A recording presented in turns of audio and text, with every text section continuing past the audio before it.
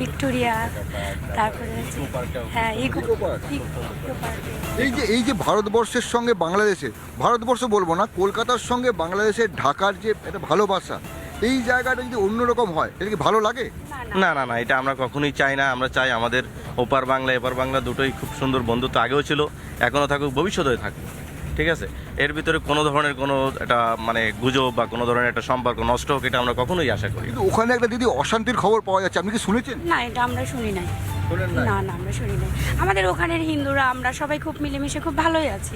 টিভিতে দেখাচ্ছে, টিভিতে দেখাচ্ছে, ফেসবুকে দেখা যাচ্ছে। আমার কাছে মনে হচ্ছে এটা কিছু ভুয়া খবরে কান দিবেন না দাদা, বুঝলেন? কিছু কিছু সাংবাদিক আছে, ইউটিউবার আছে, এগুলো ভালো মানের, এই যেমন মানে কিছু কিছু ভালো ব্র্যান্ডের যে ইয়েগুলো আছে, চ্যানেলগুলো আছে, এগুলোকে নষ্ট করার জন্য অনেক সময় কিছু কিছু ভুয়া সাংবাদিক, আপনার ইউটিউবার, এগুলো শুধু প্রপাগান্ডা ছাড়ায়। এবার এটা আমি কখনোই আশা করি না।